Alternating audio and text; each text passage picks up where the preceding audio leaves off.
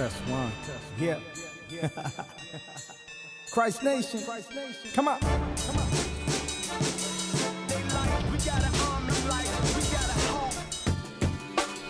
We want to welcome you to the Formation Forum.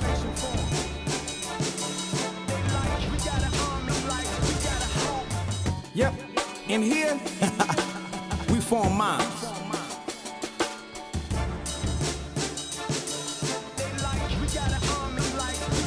I'm from the era of Biggie, from that era of Tupac, era where Mary and Barry set up in crack spots, where drug lords kept blocks locked in, and fake drug wars kept blacks locked in. The law of the city lights captured me then.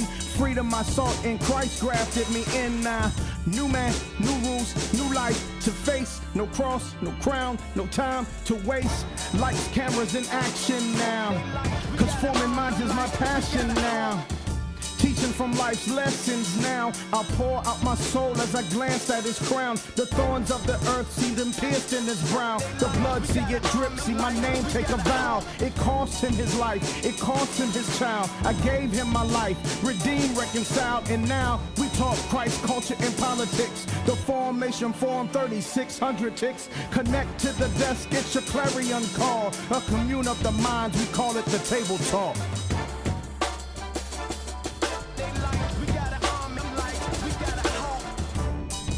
You are now tuned in to the Formation Forum. You connected now. Don't go nowhere. We about to have some real talk. You heard me?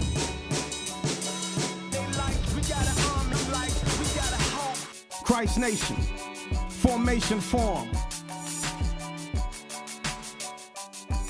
You are now tuned in to what's real. Let's go.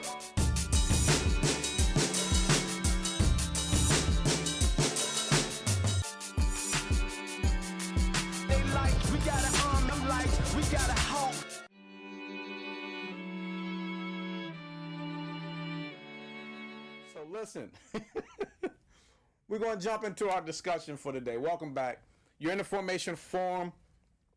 In the Formation Forum, we take principles of leadership and personal development.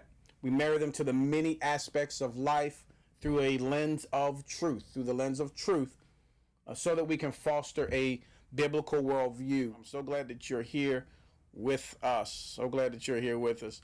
I see we got comments. Yes, I know I'm live now. It's all good. That's it. Hey, it's live TV, so it is what it is. The discussion we were talking about last week, we were talking about leadership. We were talking about creating these clear steps to an intended outcome. And we had this statement, we had a discussion statement that was one of the great difficulties of leadership is providing clear sets of steps, or a clear set of steps that people will follow. That will lead the group, your church, your organization, your company to an intended future state or an intended outcome. So an intended future state, a vision of where you want to go, or an intended outcome, an intended goal, right? We observe through different things, through different leadership opportunities, different leadership things, that when people are supported and properly positioned,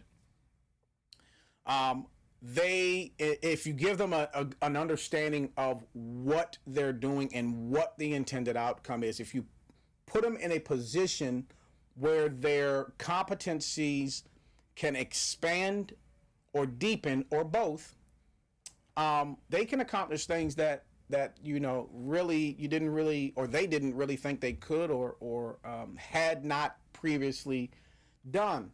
And so we talked about these 5 elements, 5 stages of creating, implementing, putting out clear steps. And we gave you 5 steps to, what we called it: tell, talk, trek, trust, and transformed. And we talked about telling, and telling's it's unilateral. You're telling the group what the goal is or what the vision is. You're constantly casting it before them. You're constantly putting it in front of them. It's a constant thing. The telling is a constant thing.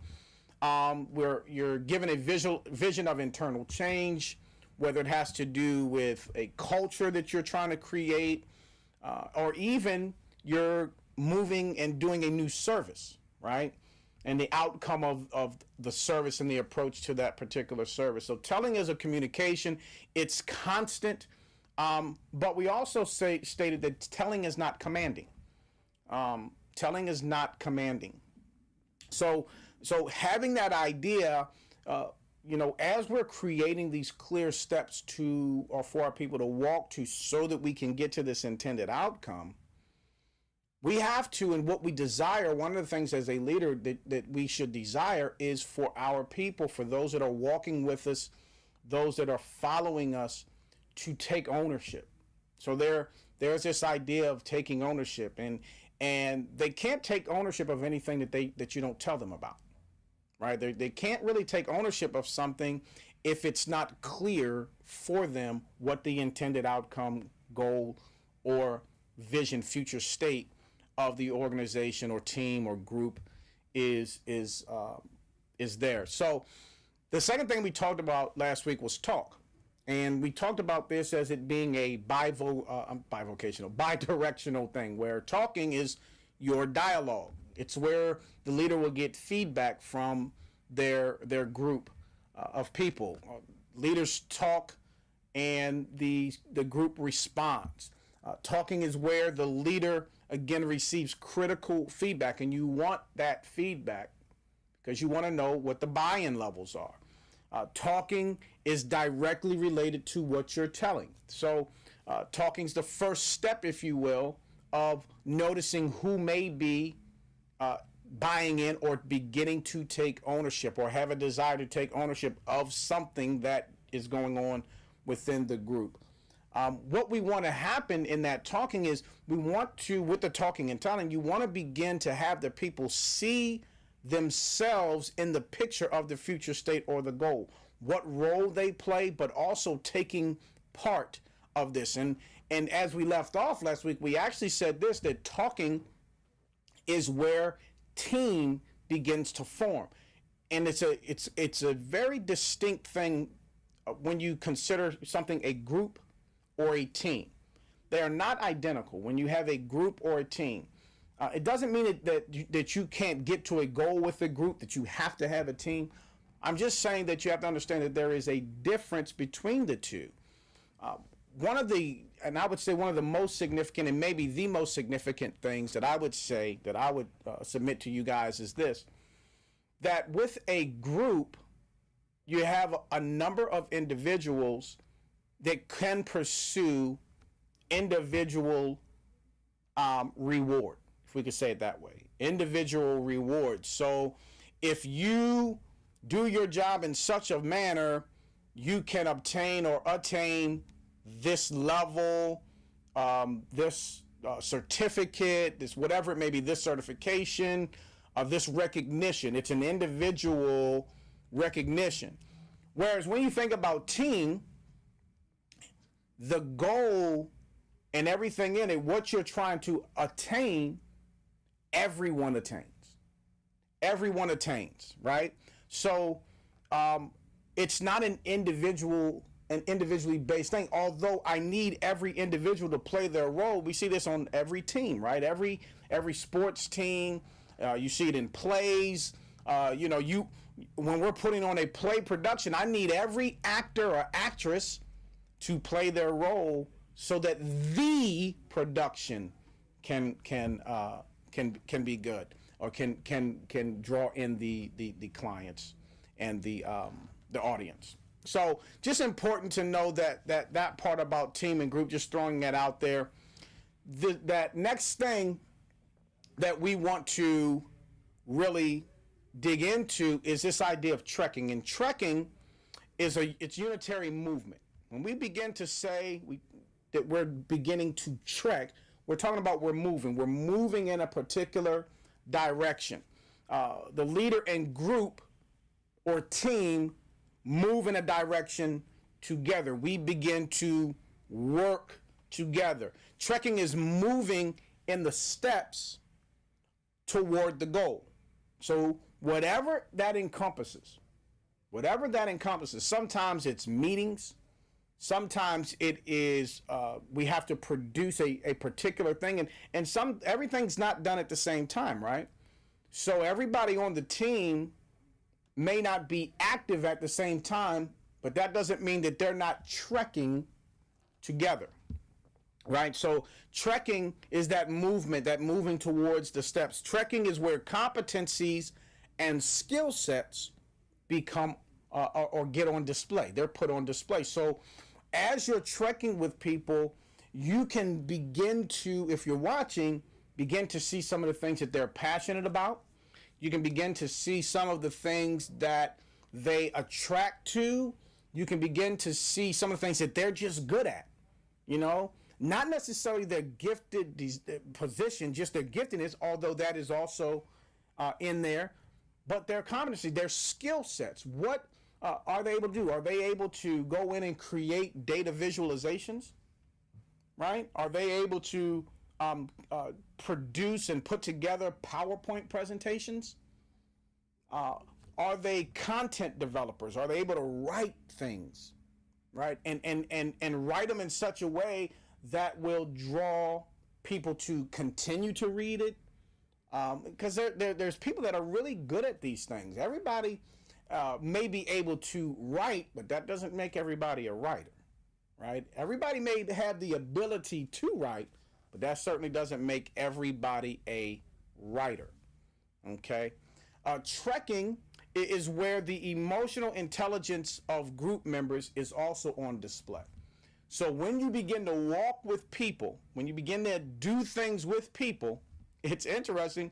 You get to start to know them. You get to know their buttons, what buttons to push, or not what buttons to push, but what buttons not to push, right? You begin to know how they respond and how they react, what causes different responses and reactions from those people as well. So trekking is where the emotional intelligence of the group members is on display.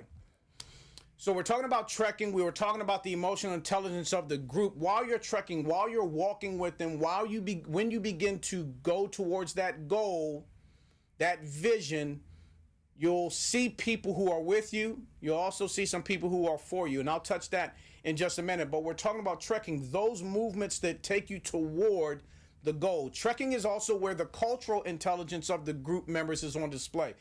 This is becoming a very, very hot topic within groups. It's becoming a very hot topic within your teams, within organizations, is the cultural intelligence. That is, how well can those people that are in your team, or those people that are on your team, meld together? How can they come together? How well do they interact being from different cultures? And how sensitive are the people on the team or in the group to the realities of differing cultures, the diversity in the culture? So you can be creating a culture, a team culture, but within that overall team culture, you also want to watch how your group members display their own cultural intelligence as well, the differing things. There was a commercial that Heineken did. I want to say it was maybe about a year ago, but in the commercial, they brought people with differing views together. And as they brought those people with differing views together, what happens is they got them to sit down and create these things together, ultimately getting them to a place to talk, right? And the core of the commercial may have been, a beer. Sit down over a beer and it'll make everything okay. So, but the reality of what they were trying to project, or what they were trying to communicate, was the intelligence of people, both emotional intelligence as well as cultural intelligence, and the differing things there. Trekking is where the leader and group learn about each other. All right. When you start to walk with somebody, you start to go places with somebody, you're on a journey with them. It's that time that you get to know folks. I think about all the time when we go on vacation, or when we are going on a business trip, and you spend time outside the office with folks, and you spend time outside the church with people. And that's where you get to know folks. right? That's where you really get to know folks, and you get to see and get to experience with them that journey. It's all a part of that journey. That journey to what? To your intended outcome, your intended state, your future state. It's all a part of that. Trekking is that practical application, if you will, that is really theorized in your story of your future state, or your vision cast, or you're talking about the intended outcome or the goal. The trekking is the practical application that allows people to come together as one, with one goal, one mind, one thought, with differing gifts, differing talents, differing competencies, differing skill sets, and create this oneness that happens, right? They create this oneness that happens. And you hear me talk about it all the time, certainly from Christ Nation, John 17:21, right? Why? Because Christ intended for the people of God to have a sense of oneness, a spirit of oneness, a mind of oneness, to experience. Jesus says, Father, let them experience, basically, and I'm paraphrasing a bit, this oneness like you and I have oneness. He and the Father had oneness. This trekking allows for those things to take place. Trekking is the point of visible commitment also.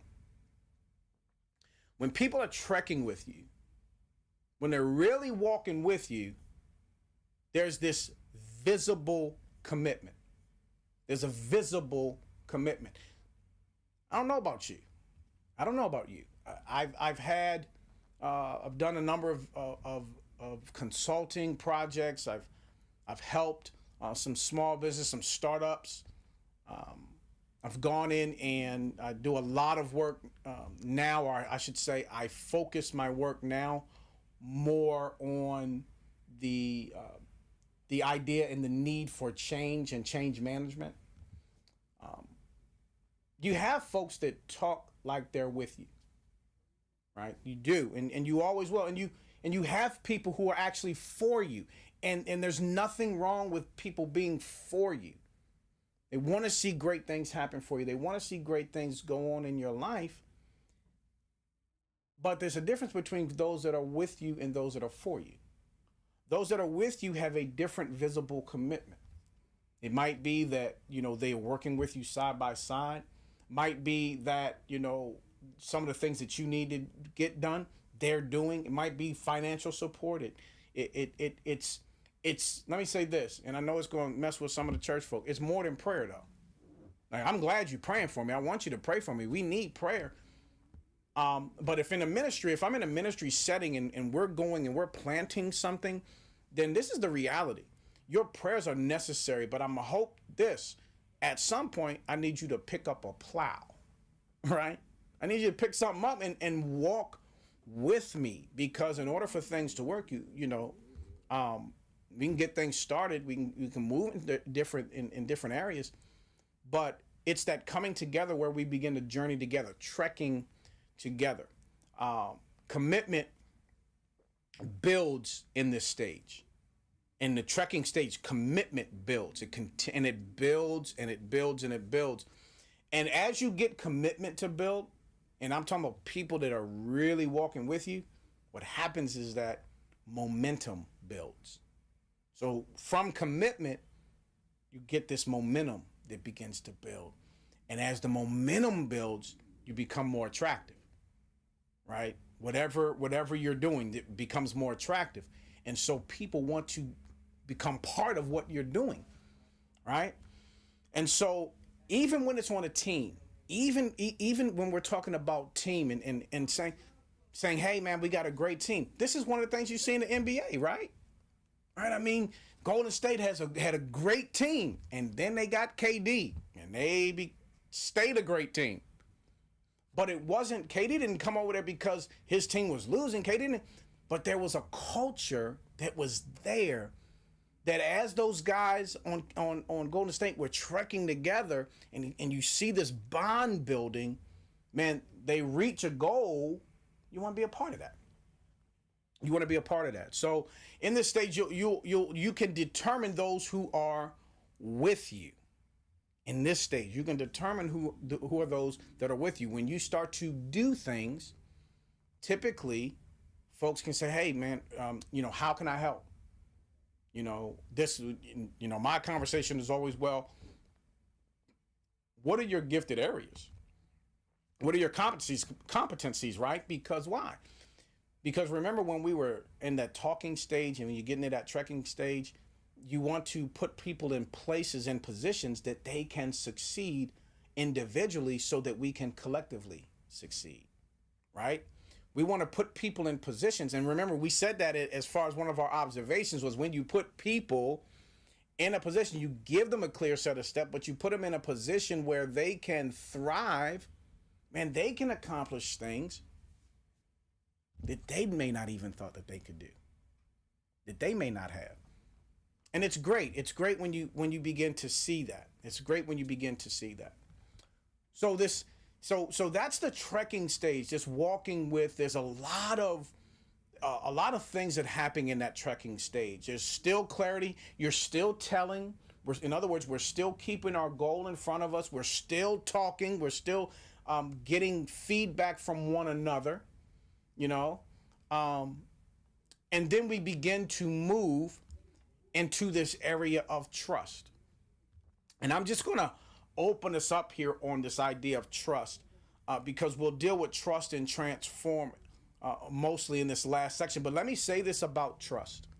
Trust is bi-directional. This is where you have trust from the leader to the group, and you have trust from the group to the leader. Now, the leader to the group, when you start to think about trust, the leader is intentionally releasing authority.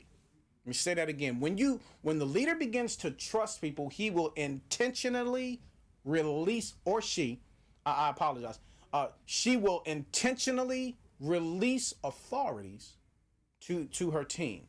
Group to leader is this. When you start talking about trust, it's where the group or the team believes the leader genuinely cares for the group and not simply just the end goal. They actually care about the people in the group. That's when you see trust from the group to the leader. So listen, we're going to go ahead and take a break here so that we can spend the rest of our time on trust and transform. Right at as we come back from this break, we will dive further into trust, and we'll come back and also introduce the idea of transform. So we will see you on the other side of this break.